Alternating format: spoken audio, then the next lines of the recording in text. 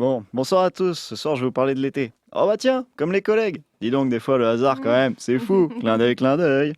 Et alors moi je voulais m'attarder sur ce que je préfère dans l'été, les vacances. En fait, c'est ce que je préfère dans la vie, les vacances. Jours fériés, jours de repos, RTT, congés payés, comme vous voulez, rien n'est plus doux dans mon cœur. Oui, je suis une feignasse et j'adore ne rien faire. Pour ça, rien de mieux que les vacances. Vous pouvez passer des journées entières, que dis-je, des semaines entières à ne rien faire. Quel bonheur. Bien sûr, vous pouvez prendre vos vacances quand vous voulez dans l'année, mais celles de l'été sont assurément les meilleures. Pour des raisons climatiques déjà, soleil et chaleur permettent une inactivité en intérieur comme en extérieur, sur tous les terrains. Plage, montagne, forêt, tout est envisageable. Parce qu'on a beau dire, oui, l'hiver c'est sympa, il y a les fêtes de fin d'année, on se réunit, les cadeaux, on voit la famille, puis il y a les raclettes et puis on peut aller au ski. Oui, mais est-ce que l'hiver on peut sortir en claquette Bermuda? Je ne crois pas, non. Et c'est aussi pour ça que l'été c'est les meilleures vacances. Cela étant dit, je vais me permettre de faire une petite mise au point fashion pour cet été, afin de militer à mon échelle contre les aberrations vestimentaires qui ont déjà commencé à apparaître dans nos rues. Parce qu'il y a un vrai lâcher-prise, une vraie tolérance globale aux looks les plus excentriques possibles. Les espadrilles, les tongs, les claquettes, les sandalettes. Vous voyez, on en est qu'au niveau des pieds, et c'est déjà n'importe quoi. Si on remonte un peu, on a les bermudas, pantacourts, shorts, voire carrément maillot de bain pour ceux qui se baladent pendant toutes leurs vacances dedans. J'espère au moins qu'à la fin de l'été, vous jetez le maillot et ne le reportez plus jamais.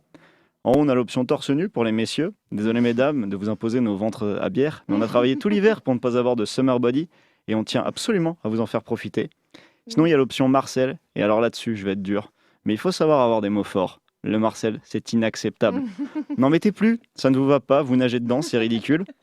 Pareil pour l'option serviette de plage sur les épaules, c'est un grand nom. Faites quelque chose, débrouillez-vous, mais ne mettez pas vos serviettes de plage sur les épaules. On arrive aux accessoires, avec les classiques sacs de plage. Bon, ça reste tolérable, surtout que c'est un côté pratique. Rangez-y par exemple vos serviettes de plage. Mais attention, prenez garde aux motifs et aux coloris, sachez rester sobre. Bien sûr, pour les yeux, les indispensables lunettes de soleil, accessoires incontournables de tous les vacanciers. Mais gardez-les bien sur vos yeux, ou rangez-les dans votre sac de plage quand vous les enlevez. Ne les laissez pas sur le dessus de votre crâne, ou pire, à l'arrière de celui-ci, c'est ridicule. L'option de les laisser pendouiller à votre t-shirt est acceptable, si toutefois vous en portez un du coup, mais ça reste pas terrible. Et sur la tête, alors là, c'est porte ouverte. Tous les couvre-chefs sont autorisés, allez-y messieurs, dames, les casquettes, les chapeaux, les bobs, si possible de mauvais goût, pour bien signifier qu'on est en vacances, parce que c'est ça l'essence même des vacances d'été, des dégaines inimitables, du genre qu'on n'assumerait pas à la rentrée. L'excuse la plus communément admise pour ces looks improbables étant «Oh ça va, c'est les vacances». Alors, moi je veux bien, mais dans ce cas-là, gardez vos photos de vacances pour vos proches. Ne les imposez pas à vos collègues ou à vos simples connaissances, par pitié. Premièrement, j'ai pas envie de vous voir à l'autre bout du monde sur une plage de sable blanc avec les cocottes en arrière-plan, et non, ça n'a rien à voir avec la jalousie. Mais surtout, deuxièmement, je n'ai pas, mais alors pas du tout envie de vous voir à moitié à poil alors que l'on entretient un rapport qui n'est ni intime ni même de proximité, tout au plus de cordialité.